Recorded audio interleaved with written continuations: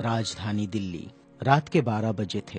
रात का सन्नाटा और अचानक दिल्ली, मुंबई, नागपुर में चारों ओर फोन की घंटियां बज उठी। राजभवन मौन था, संसद मौन थी, राष्ट्रपति भवन मौन था। हर कोई कश्मकश में था। शायद कोई बड़ा हादसा हुआ था। यह किसी बड़े हादसे या आपदा से कम नहीं था।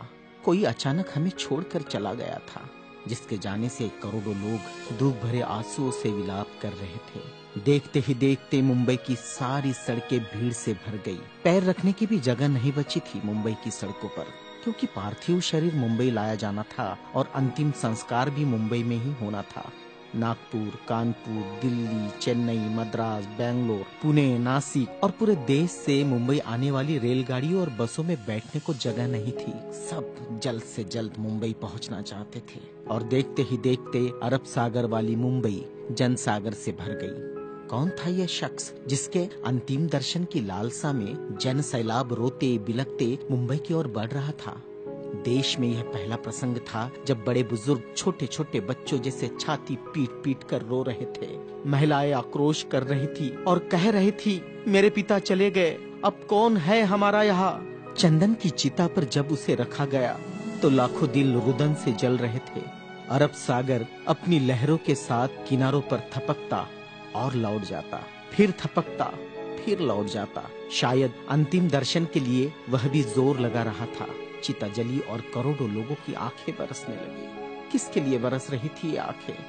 कौन था इन सब का पिता? किसकी जलती चिता को देखकर जल रहे थे करोड़ों दिलों के अग्निकुंड? कौन था यह जो छोड़ गया था इनके दिलों में आंधिया? कौन था वह जिसके नाम मात्र लेने से गरज उठती थी बिजलियां? मन से मस्तिष्क तक दौड़ जाता था ऊर्जा का प्रवाह। कौन था वह शख्स जिसने छीन लिए थे खाली कासे इनके हाथों से और थमा दी थी कलम लिखने के लिए एक नया इतिहास? आंखों में बसा दिए थे नए सपने, ओठों पर सजा दिए थे नए तराने, धमनियों से प्रवाहित किया था स्वाभिमान अभिमान को, दास्यता की जंजीरें तोड़ने के लिए दिया प्रज्ञा का शस्त्र। चिता जल रही थी अरब सागर के किनारे और देश के हर गांव के किनारे में जल रहा था एक स्मशान। हर एक शख्स की आंखों में और दिल में भी, जो नहीं पहुंच सका था अरब सागर के किनारे, एक टक देख रहा था वह उसकी प्रतिमा या गांव के उस झंडे को जिसमें नीला चक्र लहरा रहा था। क्या बैठा था भूख प्यास भूल कर अपने समूह के साथ उस जगह जिसे वो बुद्ध विहार कहता था। क्यों गांव शहर में सारे समूह भूखे प्यासे बैठे थे उसकी चिता की आग ठंडी होने का इंतजार करते हुए। कौन सी आग थी जो वह लगाकर चला गया था? क्या विद्रोह की आग थी या थी वह संघर्ष की आग? भूखे नंगे बदनों को कपड़ों से ढकने की थी आग? असमानता की धज्जियां उड़ाकर समानता प्रस्थापित करने की आग? चवदार तालाब पर जलाई हुई आग अब बुझने का नाम नहीं ले रही थी। धू धू जलती मनुस्मृति धुएं के साथ खत्म हुई थी। क्या यह वह आग थी जो जलाकर चला गया था वह?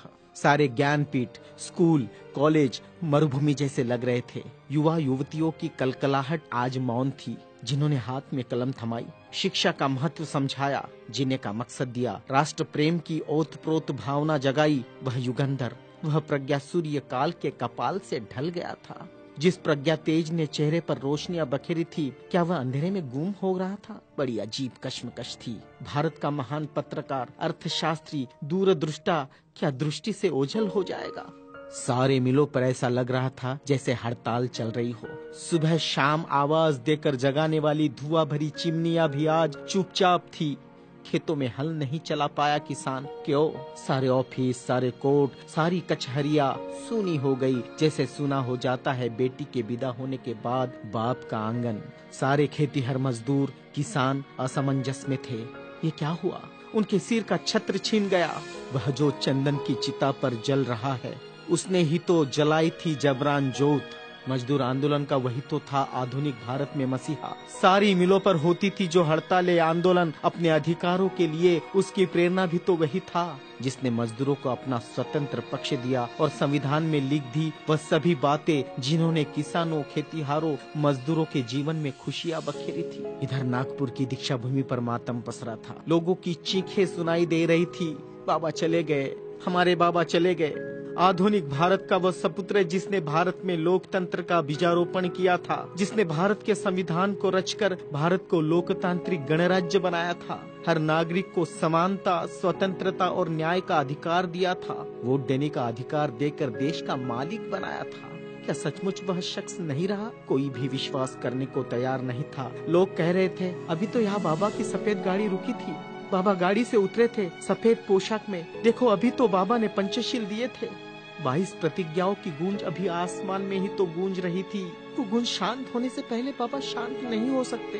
भारत के इतिहास ने नई करवट ली थी। जनसैलाब मुंबई की सड़कों पर बह रहा था। भारतीय संस्कृति में तुच्छ कहलाने वाली नारी, जिसे हिंदू कोड बिल का सहारा बाबा ने देना चाहा और फिर संविधान में उसके हक आरक्षित किए, ऐसी माँ बहनें लाखों की तादाद में स्मशान भूमि पर थी। यह भारतीय सड़ी गली धर्म परंपराओं के मुंह पर एक जोरदार तमाचा था, क्योंकि जिन महिलाओं को स्मशान जाने का अधिकार भी नहीं दिया, ऐसी 3 लाख महिलाएं बाबा के अंतिम दर्शन को पहुंची थी, जो अपने आप में एक विश्व विक्रम था। भारत का यह युगंधर, संविधान निर्माता, प्रज्ञा तेज, प्रज्ञा सूर्य, महासूर्य, कल्प पुरुष नव भारत को नवचेतना देकर चला गया, एक ऊर्जा स्रोत देकर, समानता, स्वतंत्रता, न्याय, बंधुता का पाठ पढ़ाकर।